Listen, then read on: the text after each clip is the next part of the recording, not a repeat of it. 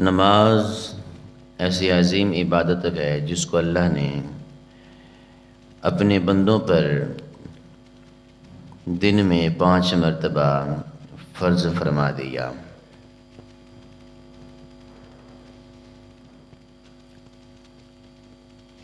جو کچھ بھی ہو یہ بندگی ہمیں کرنی پڑے گی،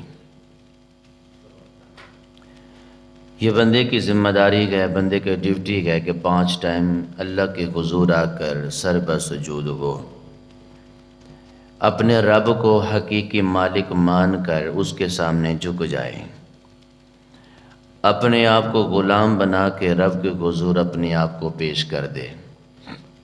یہ بندے کے لیے لازم ہے اور اسی کے اندر کی بندے کی عافیت ہے۔ بندہ اگر اپنے آقا کے سامنے، اپنے سردار کے سامنے، اپنے مالک کے سامنے اکڑ جائے تو وہ کامیابی کی دہلیز پر نہیں پہنچ سکتا۔ عافیت اسی بات میں ہوتی ہے کہ جو بڑا ہے، سردار ہے، آقا ہے، مالک ہے، بندہ اس کے سامنے اپنے آپ کو جھکا دے، اپنے آپ کو زیر کر دے، پھر مالک جب راضی ہوتا ہے تو پھر اتنا نوازتا ہے۔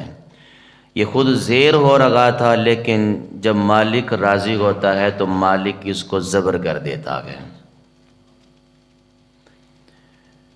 تو اللہ کے حضور بندے کی ذمہ داری ہے، یہ بندے پر لازم ہے کہ 5 وقت سر بسجود ہو۔ جب رب راضی ہو جائے گا نا تو جنت بھی مل جائے گی، جہنم سے چھٹکارا بھی مل جائے گا، اور کل قیامت کے دہاڑے حضور نبی کریم صلی اللہ تعالی علیہ وسلم کی شفاعت بھی مل جائے گی۔ بندہ یہ سوچے کہ شفاعت کا حقدار کل قیامت کے دہاڑے بنوں اور کام وہ کروں جو حضور کو اور رب کو ناراض کرنے والے ہوں، تو یہ بندے کی خام خیالی ہے۔ رب بھی تب راضی ہوگا جب رب کو راضی کرنے والے کام کریں گے، حضور بھی تب راضی ہوں گے جب حضور کو اپنا راضی کرنے والے کام کریں گے، تب جا کے معاملات ٹھیک ہوں گے۔ کام ناراضگی والے ہوں اور دل میں تمنا یہ ہو کہ کل قیامت کے دہاڑے رب کی رحمت کا سایہ نصیب ہو جائے اور اللہ رب العالمین رحمت کی نگاہ سے دیکھے اور حضور علیہ السلام ہماری شفاعت فرما دیں، تو یہ بہت مشکل عمل ہے۔ رب رسول کو راضی کرنے کے لیے رب رسول کی ماننی پڑے گی۔ کسی سے کوئی بات منوانی ہو نا پھر اس کی ماننی پڑتی ہے، یہ دنیا کا بھی قانون ہے۔ آپ اگر کسی کی نہ مانیں گے اور آپ یہ دل میں سوچ بیٹھیں کہ وہ میری مانے تو یہ نہیں ہو سکتا۔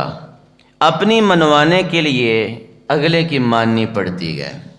اور اگر ہم چاہتے ہیں کہ کل قیامت کے دہاڑے رب بھی راضی ہو جائے، رب کا رسول بھی راضی ہو جائے، تو پھر رب رسول کی ماننی پڑے گی۔ عافیت اسی بات میں ہے کہ رب رسول کی مانے اور کل قیامت کے دہاڑے رب کی رحمت کا سایہ بھی پائیں اور حضور علیہ السلام کی شفاعت کے مستحق بھی بن جائیں۔